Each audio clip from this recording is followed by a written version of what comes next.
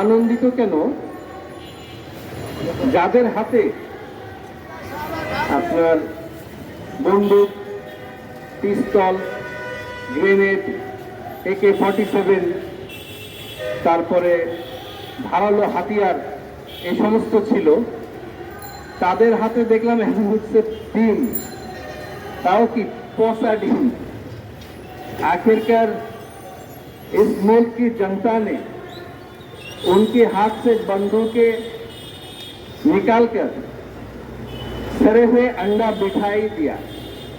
तो हाथ থেকে বন্দুক নিয়ে যেহেতু পচা ডিম বসানো হয়েছে, তো তাদের এই দৈন্যতা, এই অসহায়ত্ব আমাকে খুব আনন্দিত করেছে। আরেকটা যা দেখি, দ্বিতীয় যে দৃষ্টিভঙ্গি, সেটা হলো মেজবান যদি দাওয়াত করে কোথাও নিয়ে যায়, মেজবানের দায়িত্ব থাকে তার আদর আপ্যায়ন করা, তার সম্মানকে নিজের সম্মান মনে করা। তো যারা দাওয়াত করে নিয়ে গিয়ে এই দেশের যে তরুণ, যে ছাত্র জনতা এবং এই দেশের দীর্ঘ 17 বছরের এই আন্দোলনকে ধরে রেখে বেগবান করে যে চূড়ান্ত লক্ষ্যে পৌঁছে দিয়েছিল, তাদেরকে দাওয়াত করে নিয়ে গিয়ে তাদের একাংশকে নিরাপত্তা ঠিকমতো দিতে না পেরে মনে হচ্ছে কিছুটা কৌশলীভাবেই কিনা একাংশের উপরে যেভাবে দায়সারাভাবে তাদের মান সম্মান হানির যে ঘটনা আমরা দেখতে পেলাম, এটা তো গায়েবের বিষয় নয়, এটা কিন্তু জাহেরের বিষয়।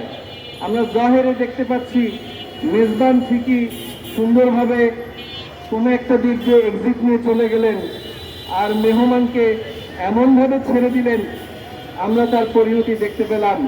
এটা কিন্তু যে দাওয়াতি যে মেজবান, তার জন্য কিন্তু সুখকর নয়, সুন্দর উদাহরণ নয়।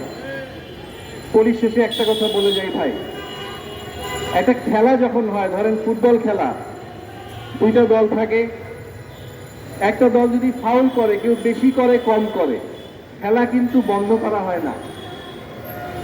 যে যে পরিমাণ অন্যায় করে সেই অনুযায়ী তাকে কার্ড দেখানো হয়, তারপর এক সময় খেলা শেষে হার জিত নির্ধারণ হয়।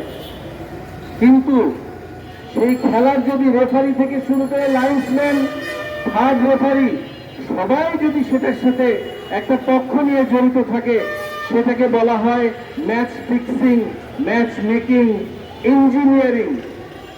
মনে রাখতে হবে, এই লক্ষ কোটি জনতার এই বাংলাদেশে যে কোনোখানে যদি কোনো নির্বাচন হয়, ছোটখাটো বিচ্ছিন্ন ঘটনা ঘটতে পারে, নির্বাচন কমিশনের নীতিমালা অনুযায়ী সেই অনুযায়ী ব্যবস্থাও নেওয়া হতে পারে, নির্বাচন বন্ধ হয় না। কোনোখানে যদি অতিরিক্ত বিশৃঙ্খলা হয়, কোনো কেন্দ্র বা কোনো স্থানের ভোট হয়তো আংশিকভাবে স্থগিত হতে পারে, পুরোপুরি স্থগিত হয়ে আবার পুনঃ ভোট হতে পারে, ব্যাপকভাবে নির্বাচন কিন্তু স্থগিত হয় না।